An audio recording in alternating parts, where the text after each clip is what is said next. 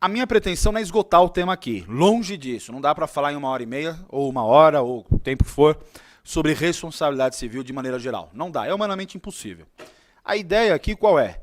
É passar, transmitir aos senhores e às senhoras um pouquinho do que a gente conhece sobre responsabilidade civil, não é? De uma maneira não tão superficial, mas os pontos principais. E, obviamente, a gente vai se debruçando, estudando de uma forma bastante aprofundada, ok? E como eu disse, o tema da responsabilidade civil é um tema que está presente nas nossas vidas há bastante tempo. Eu creio que a responsabilidade civil, de maneira lato sensu, ou seja, de maneira genérica, existe para todo e qualquer tipo de pessoa, seja pessoa física, seja pessoa jurídica, não é? Ainda em relação ao tema da responsabilidade civil, a gente pode considerar isso desde a época do direito romano, ou seja, algo bastante antigo, né? E que tem uma influência, tem um impacto na vida de todos nós, tá? Então vamos lá. Bom, embora o tema da palestra seja a culpa, né, dentro do âmbito da responsabilidade civil, até por uma questão pedagógica, não é aconselhável, ou não seria aconselhável, que eu adentrasse logo de cara no aspecto da culpa, né? Então nós precisamos fazer aí uma análise, uma digressão, um pouquinho atrás, ou seja, eu vou falar sobre a teoria geral da responsabilidade civil e depois nós vamos adentrar ao tema da culpa especificamente falando, ok? Bom, primeiro aspecto, eu sempre digo na sala de aula para os alunos da graduação e da pós-graduação, se você quer pelo menos tentar compreender, ou de fato compreender e entender algum instituto jurídico, antes de você imaginar, raciocinar pelo aspecto jurídico, tenta imaginar, tenta refletir pelo aspecto mais semântico da coisa, né? O termo responsabilidade advém de um outro termo que se chama respondere, né? E esse termo respondere, bastante antigo, latino, não é?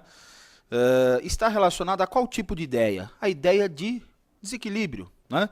E a responsabilidade, por si só, ela está relacionada ao quê? A ideia de restauração desse desequilíbrio. Responsabilidade está relacionado à ideia do quê? De contraprestação e, no final, de uma efetiva reparação de um dano. Nós vamos ver o que é o dano, nós vamos ver que o dano faz parte de um dos requisitos da responsabilidade civil, mas a ideia que eu quero que os senhores tenham em mente, qual é? Responsabilidade está relacionada à ideia de quê? Restauração de um equilíbrio, dano e pacificação social, por incrível que pareça. É óbvio que essa ideia é uma ideia mais generalista, não é o melhor conceito, até porque muitos doutrinadores têm uma ideia bastante particular, bastante peculiar sobre o termo responsabilidade, tá? Mas ainda assim a gente precisa considerar uma distinção entre responsabilidade e obrigação, porque muitas vezes, embora possa existir a obrigação, não há responsabilidade. E isso precisa ficar bem claro, tá? Quem tiver interesse, eu coloquei meu e-mail, tá? Esse material que eu tenho, quem depois tiver interesse, para pelo menos dar uma lida e estudar com mais profundidade, não tem problema nenhum, eu mando por e-mail para pelo menos ser uma consulta breve, nada muito aprofundado. Então veja, a ideia de responsabilidade é exatamente essa, restaurar o equilíbrio vinculado à ideia de dano e de contraprestação. Já a ideia de obrigação, e eu falo obrigação de maneira um pouco mais genérica, não tão específica, a obrigação está relacionada ao quê? Naquele vínculo, obviamente, jurídico, né, que existe entre credor e devedor. Mas não é só o vínculo entre credor e devedor. É vínculo que existe entre essas duas pessoas, credor e devedor, relacionada a uma ideia de prestação, de cumprir um ato. E essa prestação, eu tenho certeza que os senhores já conhecem, que são aquelas famosas espécies obrigacionais. A obrigação de dar, fazer, não fazer, entregar coisa e pagar quantia.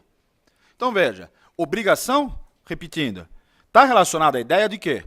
Sujeito ativo, credor, sujeito passivo, devedor, e o devedor obrigado, ou pela lei, ou pelo contrato, a cumprir uma prestação.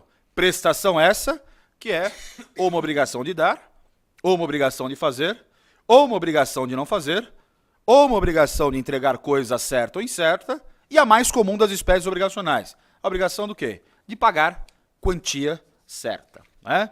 Bom, agora veja, nós precisamos considerar também a ideia de que a responsabilidade ela é uma consequência quase que direta da obrigação. Mas, César, que tipo de consequência? Consequência, essencialmente e fundamentalmente, no âmbito patrimonial. Porque muitas vezes você tem obrigação, mas não tem o quê? Responsabilidade pelo critério econômico, pelo critério patrimonial. Então, por favor, não se esqueçam também que responsabilidade está atrelado à ideia do quê? De aspecto patrimonial. A responsabilidade acaba sendo uma consequência da obrigação, ok? Bom, e aí nós vamos cogitar de uma outra hipótese, dos pressupostos da responsabilidade civil. Alguns doutrinadores falam elementos de existência, outros pressupostos de existência e outros requisitos. Eu acho que ficar discutindo se é pressuposto de existência, se é requisito, se é elemento, é uma grande bobagem. É uma grande bobagem. Eu acredito que o mais importante seja que a gente se debruce sobre efetivamente quais são esses pressupostos, ou esses elementos, ou esses requisitos, ok? Então vamos falar aqui pressupostos ou requisitos para ficar mais fácil, para ficar mais palatável, ok? Bom, quando a gente fala nos elementos ou nos requisitos da responsabilidade civil, nós temos que considerar, nós temos que imaginar um artigo do Código Civil bastante interessante, bastante importante e que tem um reflexo bastante considerável na vida de todos nós, que é o artigo 186 do Código Civil, que trata especificamente de uma maneira genérica sobre ato ilícito, não é?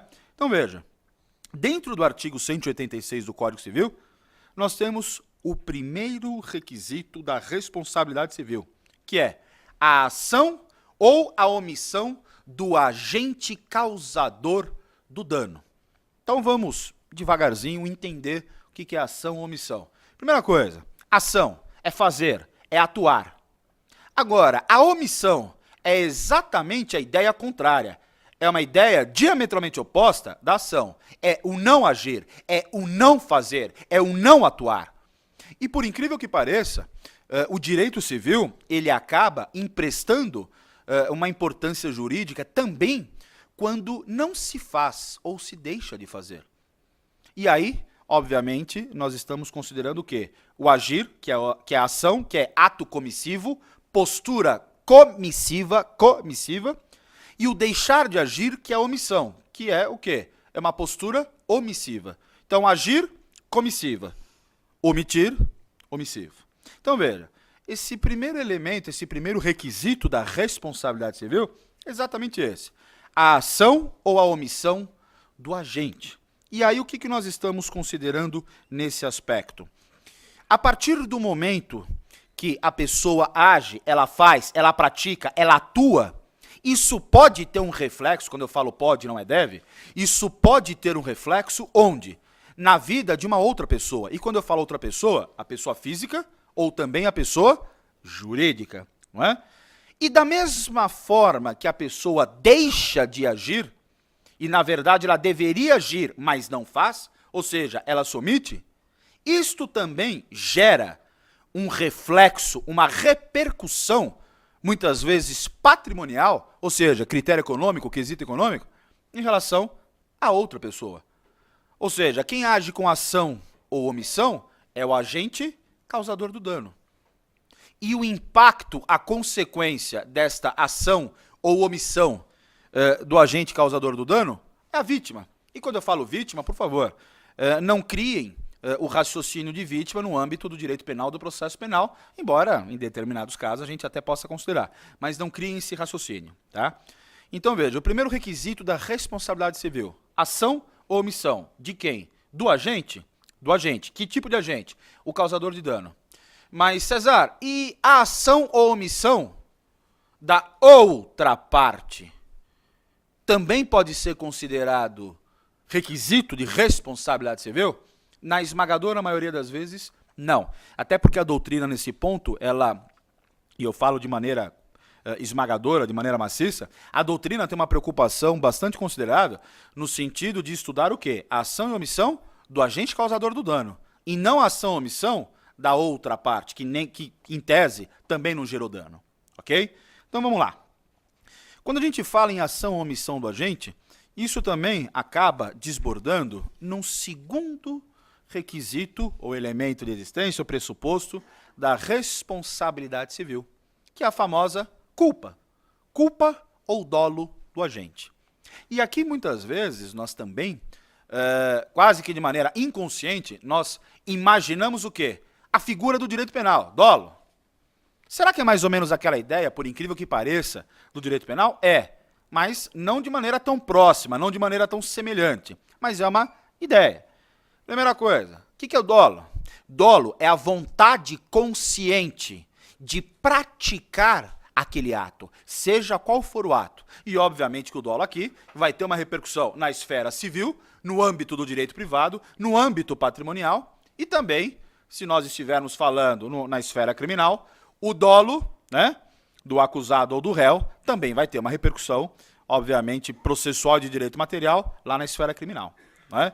Então, veja, como segundo elemento ou requisito da responsabilidade civil, nós temos culpa ou dolo. Mas culpa ou dolo de quem? Do agente. Que é o agente causador do dano. E aqui, pessoal, veja, nós estamos considerando também alguns outros aspectos que os senhores já devem ter ouvido falar, que é imprudência, negligência e imperícia. Não é? Agora veja, atenção, imprudência, negligência e imperícia, nós estamos cogitando, na esmagadora maioria das vezes, quando nós estivermos falando do quê? Da figura culpa. Da figura culpa, seja ela leve, levíssima, grave, aquiliana, que nós vamos ver ainda, não é?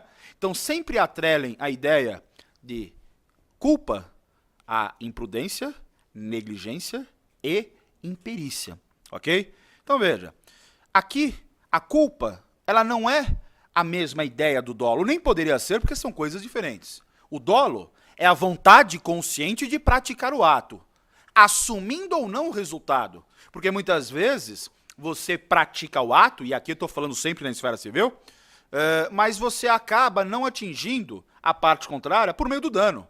Só que outras vezes, você tendo a vontade de praticar aquele ato, você gera um dano. E aí, obviamente, dano esse que a parte contrária, né, vai se preocupar em ter um determinado contorno, que é a indenização.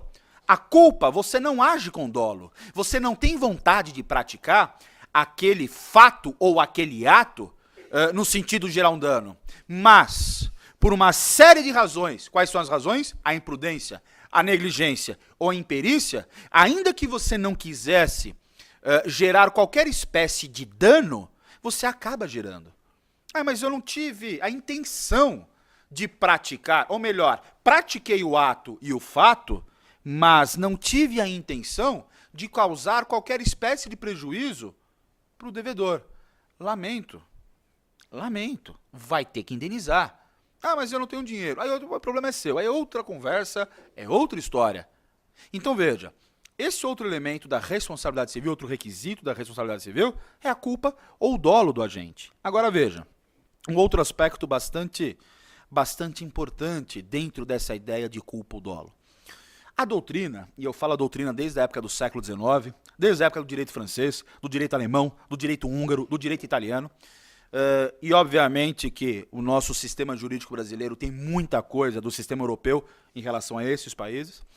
Foi criada há bastante tempo duas teorias dentro da responsabilidade civil que elas estão, vinculadas a um determinado fato, a um determinado ato.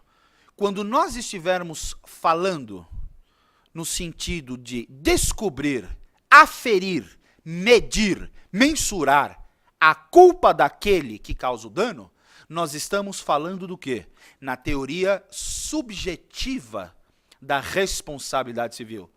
Portanto, a teoria subjetiva da responsabilidade civil é aquela onde precisa existir a demonstração da culpa. Ok, Cesar, mas vamos considerar que a vítima não consiga demonstrar a culpa do agente causador do dano. Qual é a consequência? Bastante simples. Não demonstrou culpa? Lamento. Não há o dever de indenizar. Então a teoria subjetiva, ela determina exatamente isso. Você tem, quando eu falo você, vítima, você deve, você tem por obrigação. E aí nós vamos também falar no reflexo processual, o artigo 333 do Código de Processo Civil, né? Que o ônus da parte incumbe, inciso 1º, ao autor quanto ao fato constitutivo do seu direito. E aí, obviamente, dentro dessa teoria subjetiva da responsabilidade civil, a vítima tem que provar que o agente agiu com culpa. Agora, de maneira extremamente inversa, diametralmente oposta, nós temos a teoria objetiva, onde não se demonstra, não se mede, não existe de maneira vulgar preocupação se houve culpa. Aqui nós temos que considerar qual ideia? O agente causador do dano, aí o próximo elemento que eu vou falar, o nexo de causalidade e depois o quê? O dano. Se agiu com culpa ou sem culpa, com dolo ou sem dolo, isso é indiferente, isso não nos interessa. Isso é irrelevante, não tem importância. O fato é, você, José, teve um determinado comportamento esse que acarretou num dano, você vai pagar. Você vai ter que me indenizar. Não, mas eu não agi com dolo, eu não agi com culpa, não me interessa. A sua conduta, aliado ao nexo de causalidade ou relação de causalidade que nós vamos ver, e isso gerando um dano, você vai ter que me indenizar. Ponto final. Exemplos clássicos. A responsabilidade dos pais em relação aos filhos menores. A responsabilidade em relação aos animais. Você é dono do animal, o animal causou um prejuízo. Ai, mas eu não tive a intenção de que meu animal mordesse. Tudo bem, você não teve a intenção, mas eu estou sementado a perna, então vai ter que me indenizar. Ah, mas eu não tive a intenção que o meu filho fosse pegar um tijolo e dar na cabeça do amiguinho no meio do colégio. Lamento, mas vai ter que indenizar. Então veja, a responsabilidade subjetiva, para que haja efetivamente o dever de indenizar, tem que existir a demonstração do quê? Da culpa. Agora, na teoria objetiva, não se fala em culpa, não se afere culpa, não se tenta descobrir a existência ou a inexistência de culpa. Agente causador do dano, mais nexo de causalidade, mais dano, tem que indenizar, sem chororô. Ok? Bom, e também existe, em função disso, senhores, uma outra ideia. Qual é a ideia? Da culpa presumida. Existe isso, César? Existe. Existe sim. Você presume que o agente causador agiu com culpa. Muitas vezes, de forma consciente, ele não tenha a intenção, não é? Mas, pela relação por si só, pela circunstância de fato, a lei, quando eu falo a lei, o Código Civil, diz que a culpa é presumida, ok? Então vamos lá. Próximo requisito de responsabilidade civil. Um nexo de causalidade, ou relação de causalidade. E este nexo causal, ou relação de causalidade, o que significa isso? A melhor definição, que está lá no telão, consiste na relação de causa e efeito entre a ação ou omissão do agente e o dano experimentado. E aqui um nexo de causalidade, que é o comportamento do agente causador do dano e que gera esse tipo de dano, ele pode ser o agir, o praticar, o atuar, ou, como eu disse, o inverso. Ele não age, ele não pratica, ele não desenvolve, ele não faz, e ainda assim, esse não agir ou agir, dependendo do caso, gera uma espécie de dano. Então, veja, existe uma relação de causa e efeito. Exemplo clássico. Cidadão pega seu carro e digamos que o carro dele é potente. Ele gosta de acelerar o carro dele. Aí, 3 horas da manhã, no meio da Avenida 23 de Maio, quando todo mundo está dormindo, pelo menos em regra, ele pega o carro dele e vai a 200 km por hora. E ele passa a farol vermelho, ele é multado no radar e por aí vai. Só que tem um detalhe. Embora ele tenha cometido a infração de trânsito, ele atropelou alguém? Ele matou alguém? Ele bateu no muro? aquele comportamento dele irresponsável gerou dano? Não.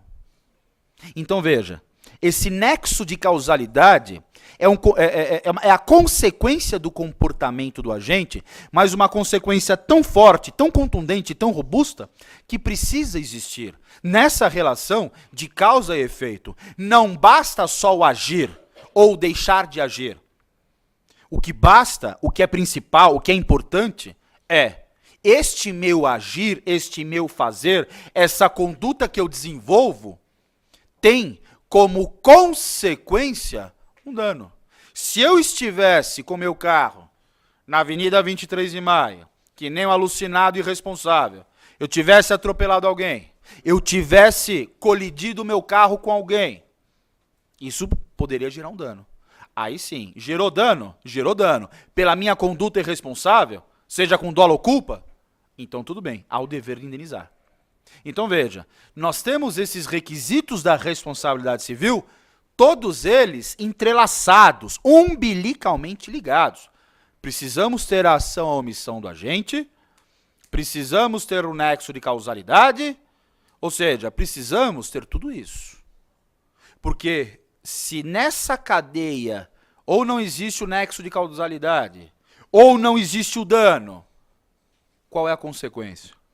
Não se indeniza. Não se fala em indenização. Sob hipótese alguma. Ainda que, por um raciocínio paralelo, você possa imaginar, poxa, mas é imoral o que o cidadão fez.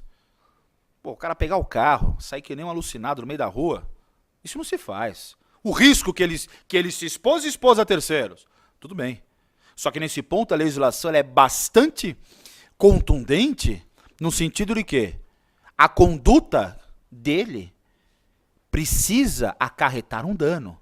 Se essa conduta dele, o nexo causal, não gera dano, não se fala em indenização, sob qualquer hipótese. Ok? Então vamos lá. E qual é o outro requisito da responsabilidade civil? Bastante importante, bastante talvez, até o mais importante. O dano. Além de todos esses que eu mencionei agora, precisa existir o dano. E aí eu pergunto, o que é dano? Nós temos aí inúmeras definições, inúmeros conceitos. E eu não vou arriscar, longe disso, quem sou eu, de dar um conceito mais completo, mais robusto, ou mais contundente. A ideia não é essa. Mas dano por si só é uma agressão ao seu patrimônio, seja material ou imaterial. E quando eu falo patrimônio imaterial, nós estamos falando em dano extrapatrimonial, que é o famoso o quê? Dano moral. Então veja, se nós tivermos ação ou omissão, se tivermos o nexo de causalidade, enfim, tudo isso, mas nós não tivermos dano, não há qualquer obrigatoriedade de reparação, não há qualquer obrigatoriedade de indenização, tá? Isso precisa ficar bastante claro, ok? Bom, um outro aspecto importante. Quando a gente fala em dano, só para complementar, vou falar das duas principais espécies de dano, que é importante. Dano material ou patrimonial, que tem duas classificações. O dano emergente, que é aquele onde o credor consegue identificar o prejuízo, e o lucro cessante, que é exatamente o que eu deixei de lucrar ou de ganhar, seja no desenvolvimento da minha atividade profissional ou não. E aí, diametralmente oposto, raciocínio completamente oposto, do dano material nós temos o quê? O dano moral. E aí o dano moral é o dano relativo à dor, à agressão psicológica. E aí nós também consideramos o quê? A ideia, muitas vezes, quer dizer, hoje não tanto, mas no passado sim, de que o dano moral não deveria ser indenizado. Mas como assim, César? Sem dúvida. Como é que um terceiro, quando eu falo terceiro juiz, ele vai conseguir quantificar em dinheiro a minha dor? Como é que ele vai conseguir aferir? Como é que ele vai conseguir mensurar? E era uma teoria que foi sustentada durante bastante tempo no direito brasileiro, também no direito europeu, mas que acabou caindo por terra, não é? Eu pergunto às mães e aos pais aqui presentes, imagina perder um filho. Tem dinheiro que pague? Não tem. É óbvio que quando existe uma sentença condenatória que impõe a condenação, a obrigação de pagar quantia, pelo menos na minha humilde opinião, nada mais é do que um aspecto simbólico. Simbólico. Imaginemos o caso lá de Santa Maria, 242, eu falo crianças por conta da minha idade, que morreram. Eu tenho um cliente que o filho dele morreu lá, o Rafael Carvalho, destruiu a família. Eles moram em São Caetano do Sul. Destruiu a família inteira. Então veja, então dano precisa ter esta agressão patrimonial ou esta agressão psicológica, que nós podemos falar o quê? Que é uma agressão imaterial, ok? Bom, um outro aspecto bastante importante, quais são as principais espécies de responsabilidade civil? Não é? Aqui, senhores, eu enumerei as principais espécies, mas são espécies que não são exaustivas, são as principais.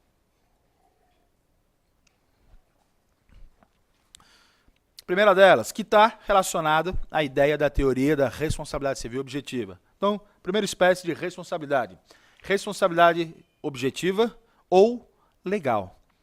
E aqui, nesse caso, como eu havia mencionado, na responsabilidade objetiva, por conta da teoria objetiva, não se fala sobre o quê? O elemento da culpa.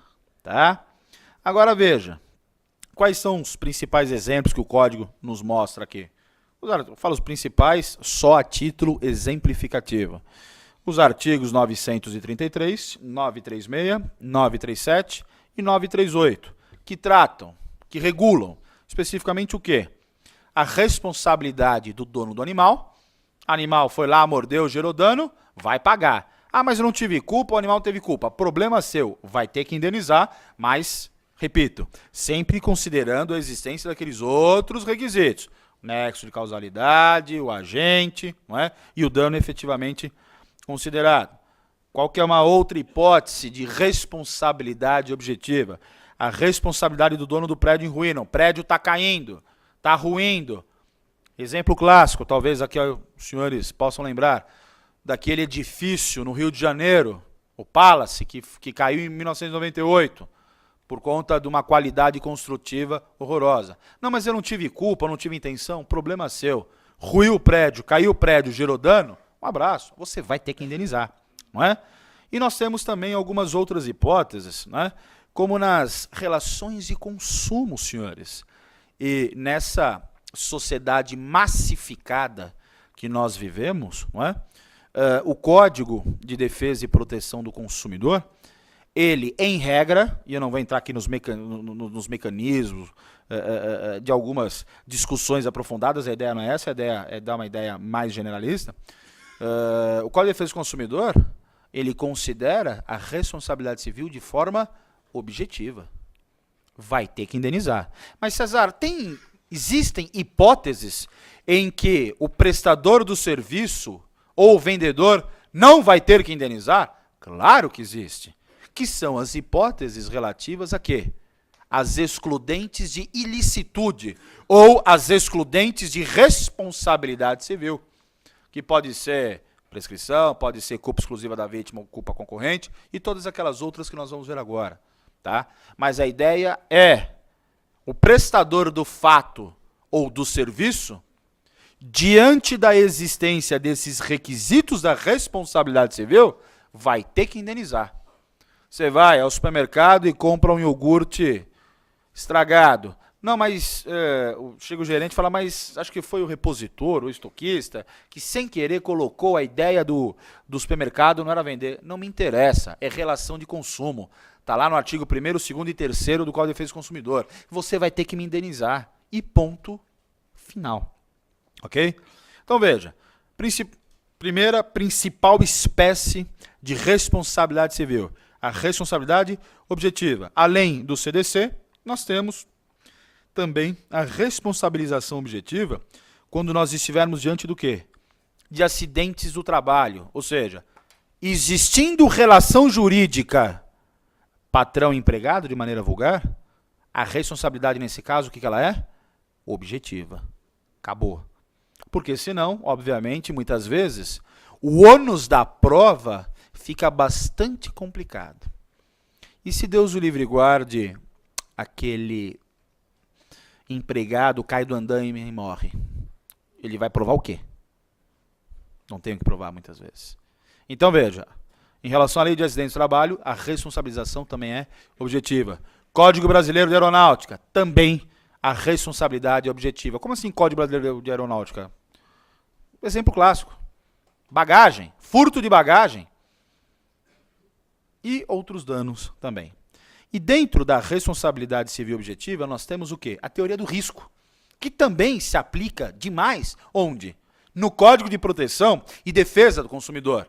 A partir do momento que você, prestador de serviço ou vendedor, estou falando de uma maneira assim bastante palatável, veja, a partir do momento que você abre lá uma portinha para vender o que for, ou vai prestar um serviço, você sabe que aquela sua atividade profissional tem risco. E pode gerar um risco para o consumidor final, ou até para o consumidor por equiparação. Porque às vezes eu não comprei o produto, ou não contratei o serviço, mas eu continuo sendo consumidor. Que o Código de Defesa do Consumidor fala do consumidor por equiparação. Não é? Então a teoria do risco é... No que resiste a teoria do risco? Senhores, a responsabilidade aqui também continua sendo objetiva. Você assumiu o risco.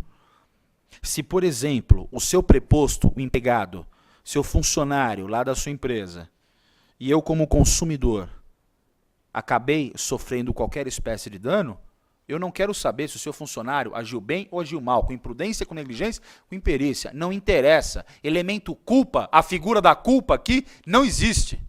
O importante é considerar o quê? Pela teoria do risco, junto com a responsabilidade objetiva, o que ocorre? Gera imediatamente, consequentemente, o quê? O dever de indenizar. E aqui, a ideia da culpa, ela está atrelada também, misturada também, à ideia do quê? De risco. Tá? E aí, como eu disse também, nós temos a responsabilidade subjetiva, que é aquela relacionada à culpa. Como eu havia mencionado alguns minutos atrás, na responsabilidade subjetiva, nós temos sempre a aferição do elemento culpa. Se não tem culpa, não tem o quê? Responsabilidade. E se não tem responsabilidade, consequentemente, também não vai ter dano.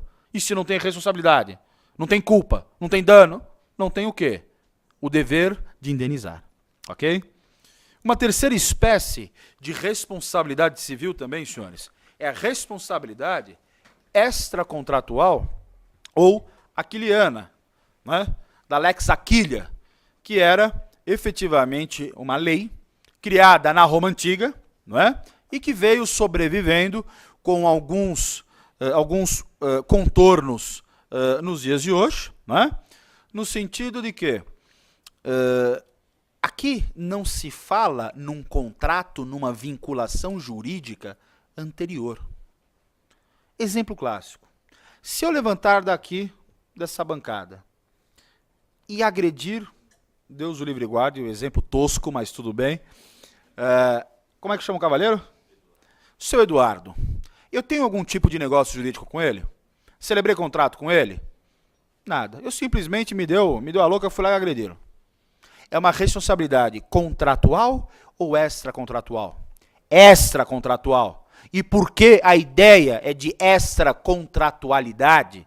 Porque, repito, não existe nenhum tipo de vínculo jurídico anterior à realização da minha conduta que gerou dano.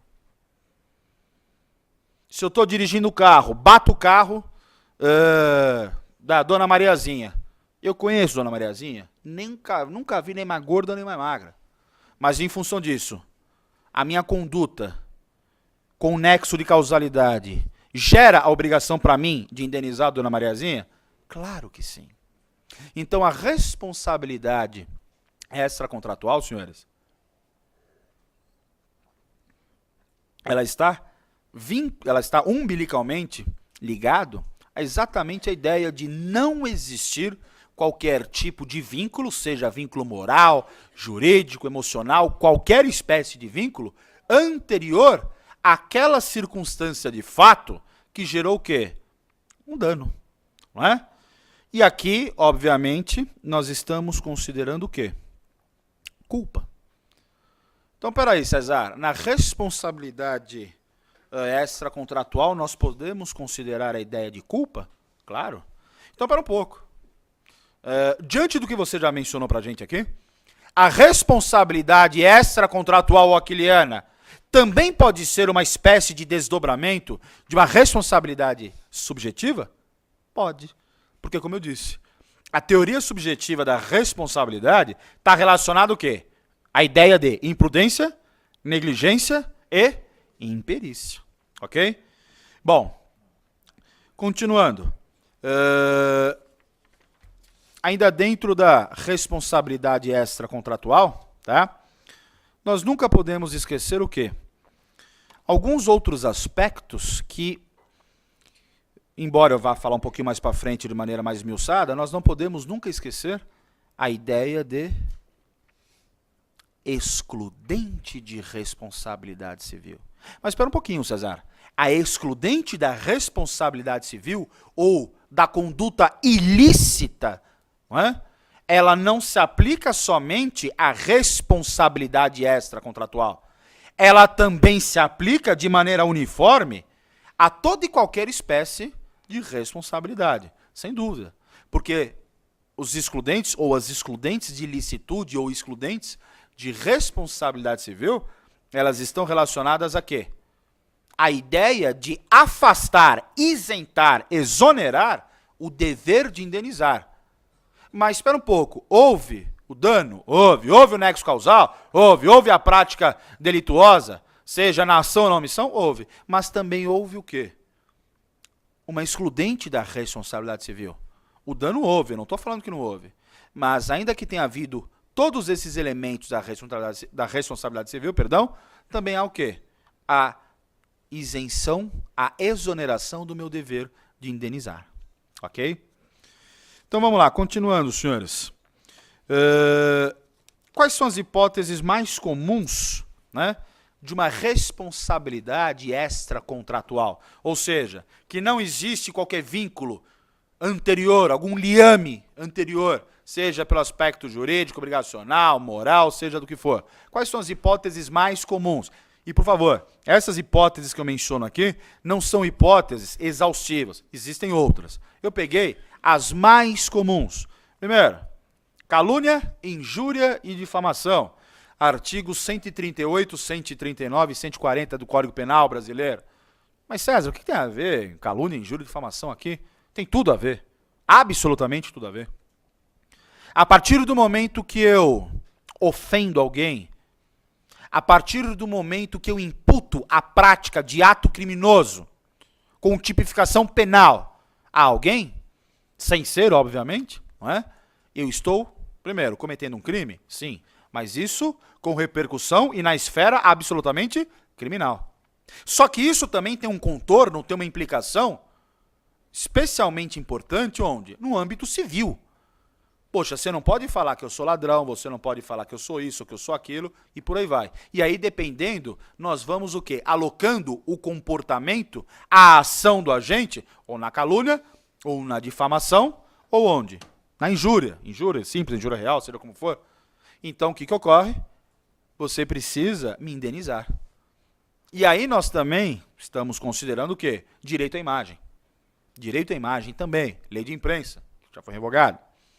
Então veja, as hipóteses onde há a prática da calúnia, da injúria ou da difamação, excluindo o aspecto criminal, há uma repercussão no âmbito civil, há uma repercussão no âmbito privado. E aí nós estamos diante o quê? De uma responsabilidade extracontratual. E aí eu pergunto, eu vou aferir culpa ou não vou? Vou aferir culpa? O que os senhores acham? Eu pego aqui o meu papel e escrevo. O Eduardo é... Com todo respeito, um exemplo, tá, Eduardo? Pelo amor de Deus. É idiota. Ah, não foi, que minha mão começou a escrever aqui, eu estava psicografando. Para, pelo amor de Deus. Escreveu? Vai indenizar. Vai indenizar, sem dúvida. Vai, vai indenizar. Vai indenizar. Percebam que muitas vezes, senhores, nós estamos diante de algumas circunstâncias de fato em que fica difícil até a identificação se a responsabilidade ela é subjetiva ou objetiva. Muitas vezes está na lei, mas outras vezes não. E aí a gente começa a perscrutar, a promover um raciocínio mais aprofundado, e você fica, o quê? Preocupado, indeciso, no sentido de definir. E aí, tenho que comprovar culpa ou não? Tanto é que no direito francês, pessoal, veja, eles falam, pelo amor de Deus, essa separação entre culpa ou sem culpa, ou responsabilidade subjetiva e objetiva, é uma grande bobagem. E por que é uma grande bobagem? Por uma razão bastante simples. Porque em ambas as espécies de responsabilidades, sempre vai existir o quê? O dever de indenizar. Não é? Segunda espécie de responsabilidade extracontratual bastante comum. Aquela responsabilidade vinculada e relacionada ao quê?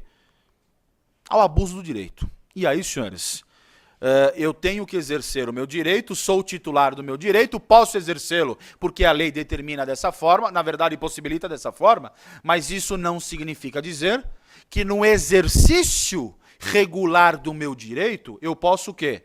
Abusar. E se existir o abuso, né, se eu extrapolar nesse abuso, o que vai acontecer? Efetivamente, responsabilidade civil. E no nosso caso aqui, extracontratual. Rompimento de noivado, bastante comum. Bastante comum. Veja, vamos considerar também a hipótese, não é porque as pessoas ficam noivas que, de repente, não se pode romper o noivado. Mas veja, o noivado gera por si só uma expectativa do matrimônio. Eu vou dar o meu exemplo. Quarta-feira eu faço 10 anos de casado. Só que eu namorei minha mulher 10 anos. Imagina se no 10º ano eu falo, Bia, a fila anda, vai com Deus. Senhores, ela vai falar negativo, pau que bate em Chico, bate em Francisco. Vai doer no seu bolso, gordinho.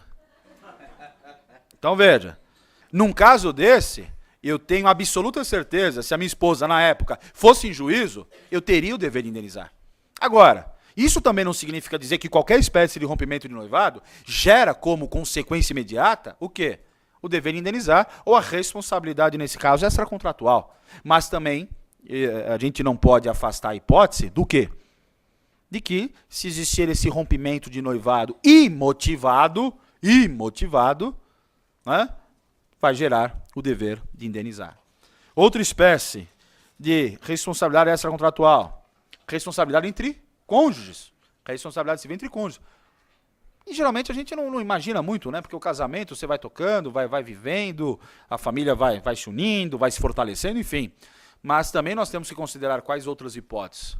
De que a convivência marital, muitas vezes, atinge um grau de insuportabilidade horrorosa.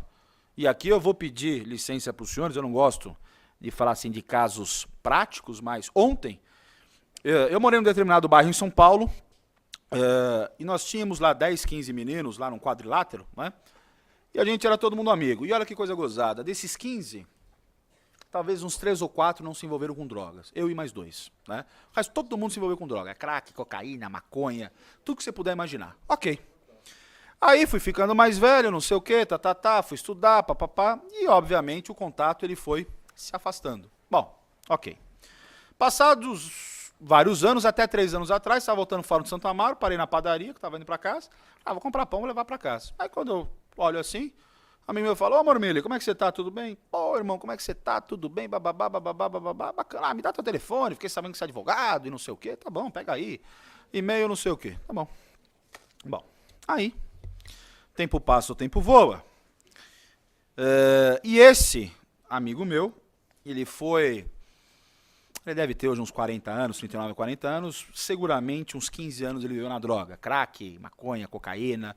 A irmã dele mais velha também se envolveu, ele perdeu o pai muito cedo, o pai dele era militar. E graças a Deus já tem alguns anos que ele não mais utiliza qualquer espécie de droga. Bom, o que aconteceu? Ele foi e casou.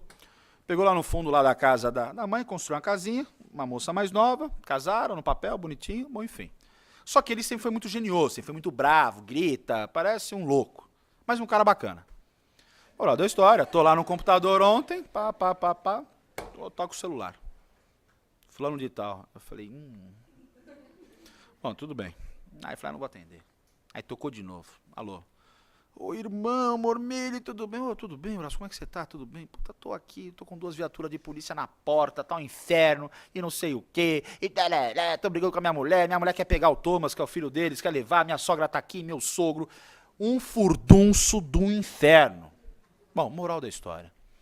Taco eu, bota roupinha de advogado de domingo, nada de terno, botei uma camiseta polo, um sapato, uma calça, fui lá, uma zona, uma bagunça. Bom, moral da história. Chego lá, tava lá o cabo, soldado, e gritaria na porta, porque você isso, que você quebrou a porta do armário, que você me ofende, você xinga, você vai bater no moleque, você vai fazer o diabo a 4. E, pera um pouco, aí conversei com a esposa dele, Juliana, pera um pouquinho, vamos conversar, não sei o quê. Aí o sogro dele tava, você vai ver, eu vou te matar, eu vou fazer o diabo, eu vou fazer... Bom, enfim, moral da história. Depois eu vim a saber, não sabia, que ele, infelizmente, já tinha agredido a mulher. Né? Coisa que eu acho isso escroto, deplorável, me dá ânsia só de saber. Né? Bater em mulher, em criança, não fala pra mim que eu viro o cão. Bom, aí o que aconteceu? No finalzinho, Juliana, esposa desse amigo, falou, doutor, vai me desculpar, meu casamento acabou assim, assado, Só que o pai... já um senhor de 60 e poucos anos, funcionário público, um cara bastante esclarecido. Ele falou, César, o negócio é o seguinte, eu vou ajudar minha filha, vou pagar advogado, vai pro divórcio litigioso, minha filha vai ficar com a guarda do moleque, tem um filhinho de 2 anos, e ainda vai ter dano moral, vai ter o diabo, porque ó, tem laudo disso, ele abriu uma pastinha num carro, começou BO, laudo, eu falei, meu Deus do céu. Nesse caso, responsabilidade civil entre os cônjuges. Hoje é perfeitamente aceita a ideia principal, que geralmente é o homem, né? Na esmagadora maioria das vezes é o homem que agride a mulher, dano moral. Portanto, responsabilidade civil nesse caso. Então, essa também é uma hipótese bastante comum, bastante considerável, de responsabilidade entre os cônjuges, principalmente em razão de agressões, não só físicas, também verbais. Responsabilidade por dano ambiental ou dano ecológico, polui rio, polui isso, enfim. Aí nós temos várias espécies de danos. Oi? Cortar árvore, sem dúvida. Responsabilidade civil na internet, no ambiente virtual, no ambiente digital. Você pode não ter vínculo jurídico, mas aquela velha história, né? Facebook é um desagregador de lares, eu já cheguei a essa conclusão.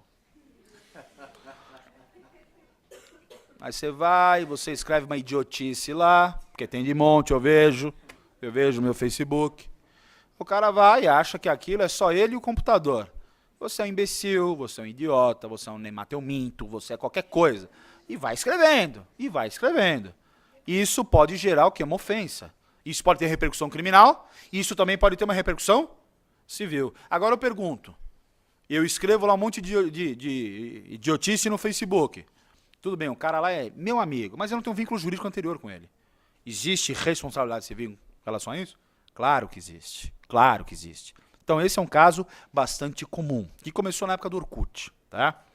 Bom, responsabilidade dos pais, dos tutores e curadores em relação aos filhos, em relação aos tutelados e aos curatelados, também uma espécie. A responsabilidade civil dos patrões em relação aos atos dos seus funcionários. A responsabilidade do Estado também. Quando eu falo Estado, União, Estado, Município, as autarquias. Não é? E a responsabilidade civil também em relação ao quê? Em decorrência de acidente de veículo, que é bastante comum, principalmente numa megalópole, que nem São Paulo. Tá? Bom, e da mesma forma que tem a responsabilidade extracontratual, também existe a responsabilidade contratual. E aí, senhores, a ideia muda completamente. E muda de que forma? Quando existir todos os requisitos da responsabilidade civil, antes disso, já há o quê? Um vínculo jurídico obrigacional relacionado à responsabilidade. E aqui, quando eu falo contrato, por favor, temos que imaginar toda aquela dinâmica do direito contratual. Senhores, o contrato precisa ser necessariamente escrito. Pode ser verbal em alguns casos? Pode. Então, toda aquela ideia de policitação, do aspecto contratual, de solenidade, comutatividade, reciprocidade contratual, equilíbrio, desequilíbrio, enfim, tudo isso traz aqui para a nossa ideia. Então, para o nosso raciocínio. Então, a responsabilidade contratual, ela decorre do quê? De um descumprimento contratual. Seja um contrato, em tese, solene, escrito, ou se não um contrato o quê? Verbal, ou se não um contrato o quê? Que é realizado de forma eletrônica, que isso também pode existir perfeitamente, não é? Agora veja, aqui nesse caso, na responsabilidade contratual, repito, existe necessariamente e obrigatoriamente o quê? Um vínculo jurídico obrigacional anterior. Mas é lógico que a prova disso, porque imagina que você fez um contrato verbal. Imaginem que não tem testemunhas daquele contrato verbal. E aí? Como é que você faz a prova daquele rompimento contratual e que gerou o quê? Uma responsabilidade e que te gerou um dano. Querem ver o caso clássico? Aquele primo, aquele amigo, aquele sobrinho, aquele irmão que te pede o quê? Dinheiro emprestado. Exemplo tosco, mas é verdade. É verdade. Você vai pedir para o seu irmão para ele assinar a nota promissória? Você vai pedir para o seu irmão para ele assinar um contrato de mútuo feneratício? Alguém sabe aqui o que é mútuo feneratício? Empréstimo de dinheiro. Mútuo, empréstimo. Feneratício, dinheiro. Por que feneratício? Porque o dinheiro, a ideia de dinheiro, de moeda por si só, veio dos fenícios. Imagina se eu vou chegar para o meu irmão, Júnior, um contrato de mútuo feneratício. Ah, para com isso. Mas, quando está tudo bem, está tudo bem. Quando está tudo ruim, está tudo ruim. Não é? Então, veja, aqui a responsabilidade contratual, repito, pessoal, tem sempre que existir um vínculo jurídico obrigacional anterior. Seja o contrato escrito, seja o contrato verbal, seja o contrato eletrônico. Ok? Bom, considerando, senhores, e quais são os requisitos para a responsabilidade contratual? Quais são? E aí, são requisitos, senhores, bastante importantes. Requisitos esses que, se não existir, obviamente não gera também a responsabilidade por si só. E aqui, pessoal, também é bastante importante, eu não vou abordar, mas existe a responsabilidade pré-contratual, que aí ela fica no limbo para alguns autores. Se ela é pré-contratual, ela é extra-contratual? Mas espera um pouco, eu não formalizei o contrato, mas, embora não tenha formalizado o contrato, eu estava em vias de, que é a famosa o quê? Policitação. E aí? Então isso também pode existir, mas aqui eu procurei mencionar aos senhores a responsabilidade contratual e extracontratual. Então vamos lá. Quais são os principais requisitos, os requisitos indispensáveis à responsabilização civil no âmbito contratual? Primeiro deles, inadimplemento do devedor. Claro que o devedor deixe de cumprir com a sua obrigação em relação à prestação assumida. Porque, veja, se o devedor cumpre com a prestação, tem por que eu acioná-lo judicialmente? Não. Até porque vai ter extinção do processo e resolução de mérito. A petição inicial vai ser indeferida logo de cara pelo 295, 267, 6. Então, veja. Primeiro requisito, inadimplemento. Tem que existir inadimplemento? Tem que existir inadimplemento. Senão, o que ocorre? Não tem responsabilidade civil. Segundo requisito para responsabilização contratual, o dolo ou a culpa. Porque não se esqueçam, se não tiver todos aqueles requisitos que nós já vimos da responsabilidade civil, obviamente não há o quê? O dever de indenizar. Então, além do inadimplemento do devedor, tem que existir o quê? Dolo ou culpa. Bom, terceiro requisito, que além de inadimplemento, além do dolo e além da culpa, que o comportamento dele tenha gerado o quê? Prejuízo ao credor. E esse prejuízo nós podemos caracterizar como o quê? Dano. Ou dano material, ou dano moral, ou, dependendo do caso, tanto o dano material, como também o quê? O dano moral. E além disso, qual é o outro requisito? Nexo de causalidade, relação de causalidade, tá? Bom, e quais são as principais hipóteses de responsabilidade civil, não é? No âmbito contratual, que eu também mencionei aqui. Os contratos de transporte, que são muito comuns, mas transportar o quê? Pessoa, coisa, transporte aéreo, transporte marítimo. E nesse caso, senhores, dependendo do caso, a responsabilidade não vai ser subjetiva. Ela vai ser o quê? Objetiva. Principalmente na hipótese de transporte de pessoas. Tá? Qual a segunda principal hipótese de responsabilidade civil no âmbito contratual? A responsabilidade dos estabelecimentos bancários. E aqui quais são as principais circunstâncias de fato que gera isso? Cheque falso que o banco paga, alguém pegou seu cheque e falsificou a assinatura. Ou depósito bancário, se tiver algum tipo de problema, o banco tem que indenizar. Se você tem o aluguel de um cofre perante uma instituição bancária, um estabelecimento bancário, se o cofre foi furtado, dever de indenizar. Nesse caso até, responsabilidade objetiva. Que foi o caso há 1 ano, 2 anos atrás, aquele roubo que teve no Itaú, que parece que o prejuízo já passou de 40 milhões de reais dos cofres. Porque muita gente de dinheiro deixava as joias guardadas lá. Mas que coisa gozado. Ao que me parece, só metade fez o boletim de ocorrência. Por que será? Porque talvez as joias não fossem declaradas, não é? Para o fisco. Mas tudo bem, isso é outro aspecto. Responsabilidade civil dos médicos e dos advogados. Aqui, senhores, em regra, a responsabilidade do advogado é de meio. Eu não sou obrigado a quê? A ter sucesso na ação, seja eu advogando para o autor ou para o réu. Só que esse é um entendimento que está sendo superado em alguns aspectos. Quer um exemplo? Onde a obrigação do advogado é de resultado, ele tem que demonstrar resultado. Quando o advogado é contratado, sabe para quê? Para fazer um contrato. Ele tem que entregar o contrato para o cliente de maneira perfeita. Quando o advogado é contratado a fazer assessoria imobiliária, ele é obrigado a fazer a escritura de maneira correta. Então, cuidado.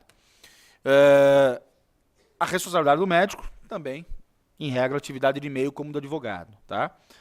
Outra espécie, responsabilidade civil dos cirurgiões dentistas. E dentista é responsabilidade de resultado e não de meio. Responsabilidade civil dos empreiteiros e construtores, de resultado e não de meio. Responsabilidade do quê? Dos depositários encarregados de guarda e vigilância dos veículos, ou seja, estacionamento de shopping center, supermercado, restaurante e por aí vai. Obrigação de, também, resultado. Dos donos dos restaurantes e hotéis, das escolas e universidades, famosa escola base, não é? E a responsabilidade civil em decorrência da atividade laboral dos empregadores e funcionários. E aí chegamos, senhores, nas excludentes da responsabilidade civil.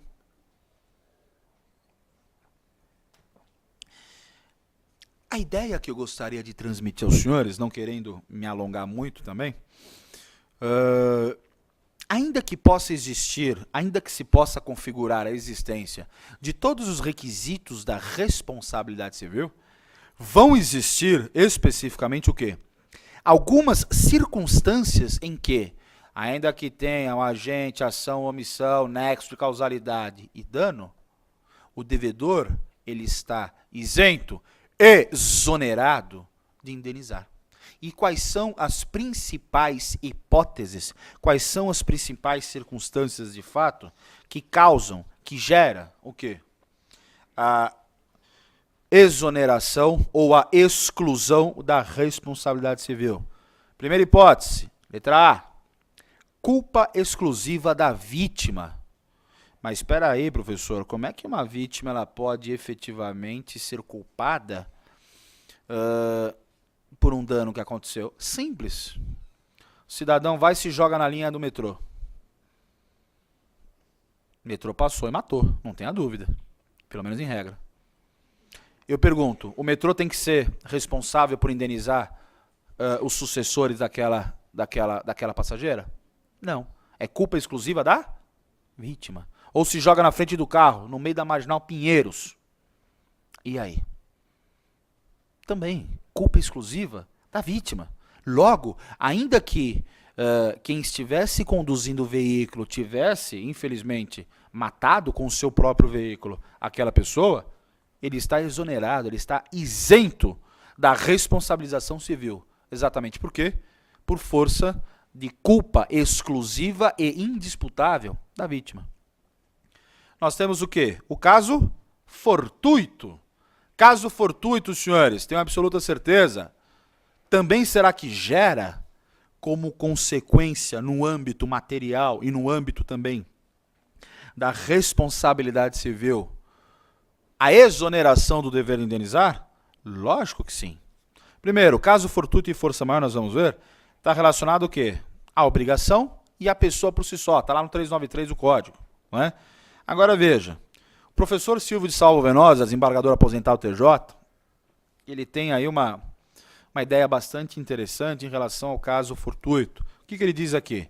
Segundo Venosa, é a situação que decorre de fato alheio à vontade da parte, e quando ele fala vontade da parte, tanto aquele que pratica o ato lesivo quanto a vítima, não é? Mas proveniente o quê? De fato humano. Fato natural ou fato humano? Fato natural, o que seria nesse caso? Fato ou evento da natureza. E aqui, senhores, um alerta também, tá? Embora o caso fortuito, para a maioria doutrinária, esteja relacionado aos fatos humanos, não é? Alheio à vontade, olha, não tive como, não é? E aqui eu dei alguns exemplos, o devedor que adoece, uma máquina de sua empresa que apresenta um defeito oculto, uma greve, por aí vai. Existem alguns doutrinadores que acabam se preocupando, e eu acho que é uma preocupação bastante considerável, no sentido de que eles não estão preocupados em diferenciar, né, de maneira tão precisa, com exatidão milimétrica, sobre o caso fortuito ou força maior. Porque ambos acabam gerando como consequência o quê? A isenção, a exoneração do dever de indenizar. Tá? Então, nesse caso aqui, o caso fortuito tem a participação humana, não é? Mas um fato que foge à regra, que foge ao domínio do ser humano. Tá? E aí vem a terceira hipótese de exclusão da responsabilidade civil. Força maior, não é? Fato natural. Mas é qualquer fato natural que acaba relacionado ao ser humano e que o impede de cumprir com a sua obrigação, cumprir com a sua prestação? Não. É aquele fato natural extraordinário que ainda que o ser humano quisesse, ele não conseguiria deter. Ou ainda que pudesse deter, isso iria gerar o quê? Um risco muito grande. Exemplo da nossa realidade recente. Eu preciso cumprir com a obrigação de uma reunião de negócios, porque meu cliente está esperando, ele me contratou para assessorá-lo nessa reunião. Ok. Ele está passando no meio da Marginal, ele vê quem? O movimento Passe Livre. Ele olha, 30 mil pessoas. Pô, dá para passar. Ele está com o carro dele, dá para passar. Vou fazer um strike, mas dá para passar. Agora eu pergunto, pelo amor de Deus, uma brincadeira, humor negro. Será que a gente pode considerar nesse aspecto? Talvez sim, talvez não. Mas aqui, nesse caso, o que ocorre?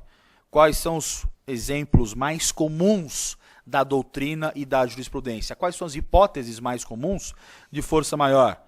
Aquele fato que não tem intervenção humana, que é fato natural, ciclones, tempestades, todos os fatos da natureza que impedem o devedor do quê? Do cumprimento da obrigação. Ok? Bom, qual quarta hipótese de excludente de responsabilidade civil? A legítima defesa, o exercício regular de um direito e o estrito cumprimento do dever legal, muitas vezes relacionado à atividade da polícia, seja a polícia militar, seja a polícia federal ou a polícia civil, não é? E aí também vem uma última hipótese do quê? Da prescrição. Primeira coisa, o que é prescrição? Prescrição é a perda do direito de ação por conta da inércia do seu titular. Ele, cidadão qualquer, pessoa física ou jurídica, né, tem o direito a ir a juízo para poder obter uma tutela jurisdicional do Estado, né? E aí o que ocorre? A lei determina, impõe, para que aquele titular do direito, para aquela empresa ou aquela pessoa, se quiser ir a juízo, tem o prazo de X tempo. E se a pessoa, infelizmente, acaba não exercendo o seu direito de ação naquele prazo, naquele lapso temporal, pergunta, ele pode ir a juízo? Em tese pode. Mas aí o que vai acontecer? O juiz vai reconhecer ex officio, pelo menos em tese, ou o réu, na contestação na matéria de mérito, vai invocar o quê? A prescrição. E eu pergunto, se está prescrito o seu direito, ele, devedor, terá que indenizar? Não. Mas, pergunta, tudo bem, prescreveu o direito do credor de mover ação judicial competente no foro competente para exigir o cumprimento da obrigação. Ok. Mas eu, devedor, pelo aspecto moral, pago. Pergunta, eu posso recobrar? Posso cobrar novamente? Não. Não. Mas a prescrição hoje é aceita também, de maneira bastante tranquila, o quê? Como meio exclusivo específico na condição de excludente de responsabilidade civil. Estou acabando, senhores. Bom, culpa. Vamos lá. O que é a culpa? Primeiro, um dos requisitos da responsabilidade civil, ou um dos elementos da responsabilidade civil, não é? Bom, e quais são as principais espécies de culpa no âmbito da responsabilidade civil? Primeiro, a culpa aquiliana, ou culpa stricto sensu. Lembra que eu falei atrás, lá do Lex Aquilia? E aí, senhores, na culpa aquiliana, nós temos o quê? As principais condutas e comportamentos do agente causador do dano. E qual é, obviamente, a primeira subdivisão da culpa aquiliana no stricto sensu? A imprudência. Quando o agente causador do dano, ele age o quê? De forma imprudente. E aqui o que seria imprudência? É você agir de forma precipitada. É você agir e desenvolver conduta, comportamento desprovido do quê? De cautela ou de um cuidado.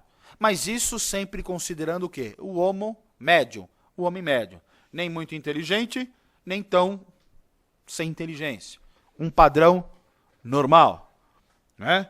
Então, agir de forma imprudente, que gera como consequência imediata responsabilidade civil, é agir sem cautela, é agir sem cuidado, não é? Porque o agente causador do dano, ele tem que não praticar, ele deve se abster da prática daquele ato que gera o dano, né? Quais são os principais exemplos? Até o professor Carlos Roberto Gonçalves menciona. Cidadão que dirige o veículo amado, como dizem, não é? A moçada diz hoje dessa forma.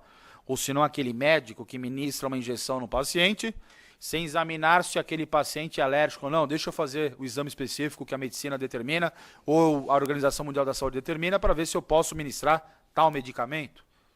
Você não pode gerar um choque anafilático, por exemplo. E aí, na medicina, a gente tem um monte de coisa. Outra espécie de culpa aquiliana, a negligência. E o que vem a ser a negligência? É você não agir com atenção, com uma certa capacidade intelectual, ou com certo discernimento. E a bem da verdade, é uma conduta o quê? Omissiva, ou seja, omissão. Você se omite. E muitas vezes a omissão, ela não é nem voluntária. Você se omite porque muitas vezes você não está nem percebendo o que está acontecendo. Mas ainda que você não perceba o que está acontecendo, ainda que você se omita, isso também pode gerar o quê? A ideia de responsabilidade civil, logicamente, ideia de dano, não é? Bom, quais os principais exemplos também, professor Carlos Roberto Gonçalves, nesse ponto, professor Rui Stocco também, professor Caio Mário, acabam enunciando aí para que a gente possa ter uma ideia daquela culpa aquiliana sob a forma da negligência. A pessoa que faz uma queimada, ou seja, vai queimar e acaba não tendo a preocupação, a diligência necessária será que se eu fizer aqui uma fogueira de 38 metros do lado de um cerrado, será que isso aí vai dar problema? Ah, dane-se, vou lá.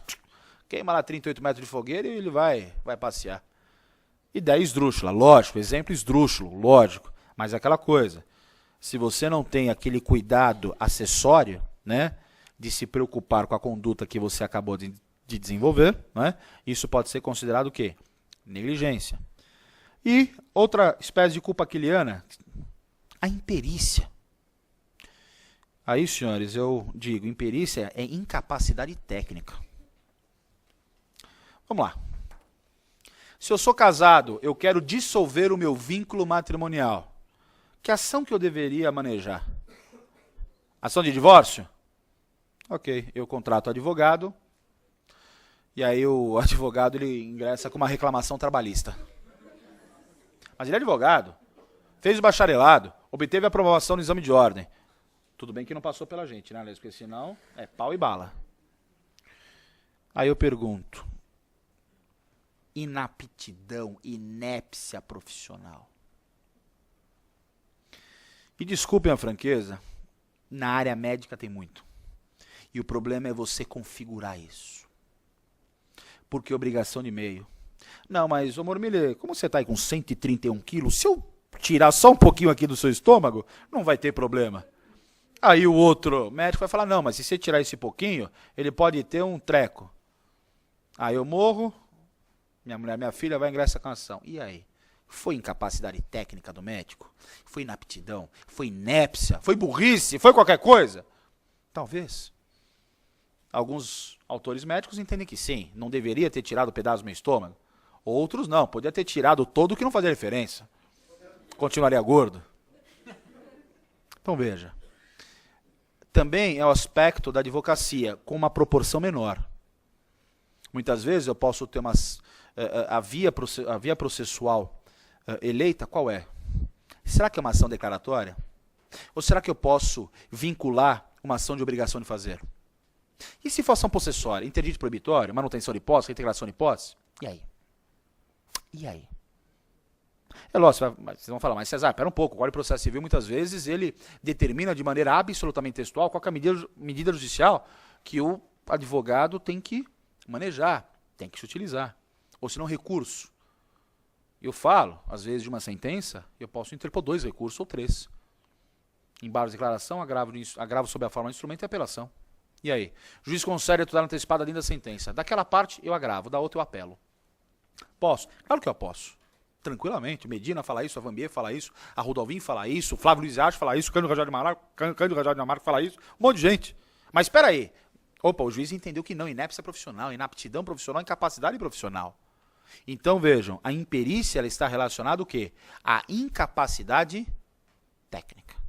E aqui, dependendo do caso, nós temos uma repercussão no âmbito criminal e no âmbito do órgão de classe profissional, seja o Conselho de Contabilidade, seja a Ordem dos Advogados, seja lá o que for. Não é? Bom, nós temos o que também? A culpa grave. O que é a culpa grave? Também dentro do aspecto da responsabilidade aquiliana. Ela consiste no quê? Em não ter a previsão do que todo mundo prevê. É você omitir os cuidados básicos, elementares, ou descuidar da diligência mais evidente. Aí, nesse ponto, também dirigir o veículo embriagado entra também no aspecto da culpa grave. Dirigir um veículo em alta velocidade, aquele exemplo que eu dei lá atrás, também entra aqui na culpa grave. O que mais? A culpa grave pode ser considerado o quê? Dolo. Opa, pera um pouco. Não misturem, por favor, a ideia, no âmbito penal, do préter dolo e do dolo eventual. Não misturem. Mas também não posso deixar de mencionar que a ideia do dolo eventual aqui, ela é muito próxima, ela é muito semelhante aqui na culpa grave. Tá? Bom, continuando. Culpa leve. Qual é uma outra espécie de culpa? Quando a falta, quando fala falta, quer dizer o quê? Quando a prática delituosa, quando o agente causador daquele ilícito, né, ainda que ele pratique o ato ilícito, né, A falta ela poderia ter sido o quê? Evitada com uma atenção mínima, com uma atenção média, né? Diz a doutrina, um exemplo bastante clássico que eu peguei, que eu acho que é um exemplo bastante considerável aqui na nossa ilustração, a conduta do pai em relação ao filho, né?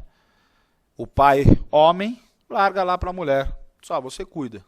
Que não é assim, que é uma grande bobagem, né?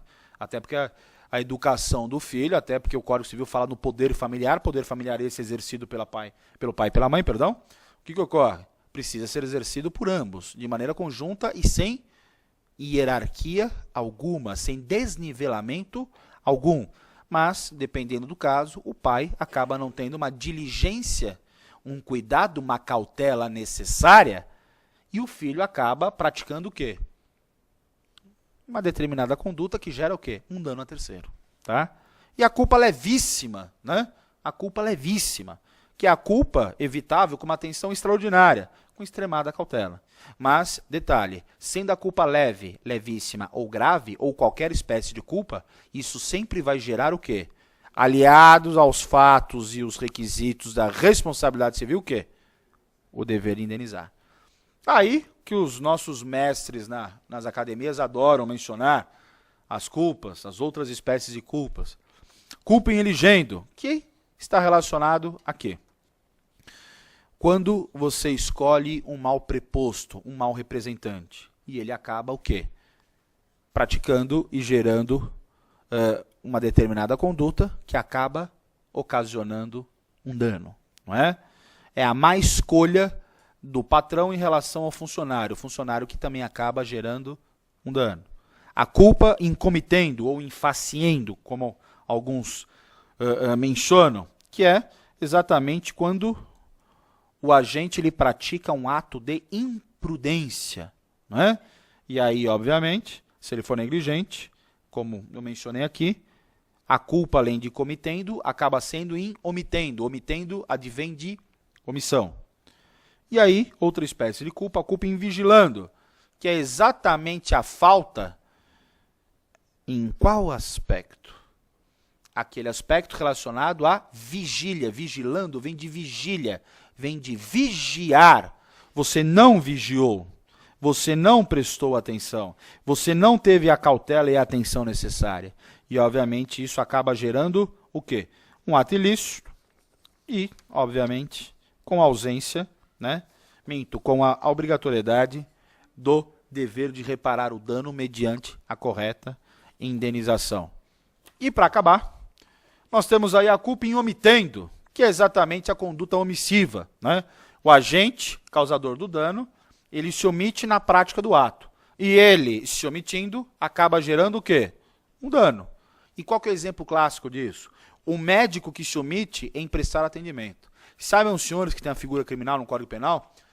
Todo médico, isso em linhas gerais, quando ele se depara numa circunstância em que quem quer que seja precise de atendimento médico, ele tem o dever de prestar atendimento. E se ele não presta, isso pode gerar um processo criminal. Exemplo clássico, geralmente quando alguém passa mal no avião. Primeira coisa, isso é instrução da ANAC, Infraero. Primeira coisa, se as comissárias ou os comissários de bordo identificarem que algum passageiro está passando mal, isso gerando óbito ou não gerando óbito, o comandante tem que avisar. Há a bordo algum médico ou outros médicos? E se você se omite e depois descobre, aí, infelizmente, isso pode ter uma repercussão, primeiro, no âmbito civil, no âmbito criminal e no âmbito do seu órgão de classe, ou seja, Conselho Regional de Medicina.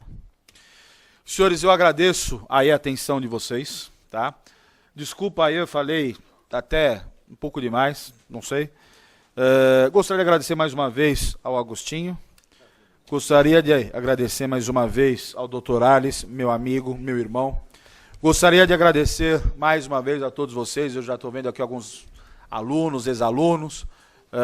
A intenção, como eu disse, eu vou repisar, é só transmitir algumas ideias básicas em relação à responsabilidade civil e também em relação à figura da culpa, né? Principalmente porque nessa sociedade de massa que nós vivemos, o judiciário está sendo bastante exigido, principalmente em inúmeras ações indenizatórias, seja uma indenização em decorrência de um dano material, seja em decorrência de um dano imaterial, que é o dano moral. Não é? Peço desculpas aos senhores por qualquer falha. Meu e-mail está aqui. Quem eventualmente tiver uma dúvida, vai ser um grande prazer poder responder. Não é? E eu agradeço mais uma vez. Muito obrigado.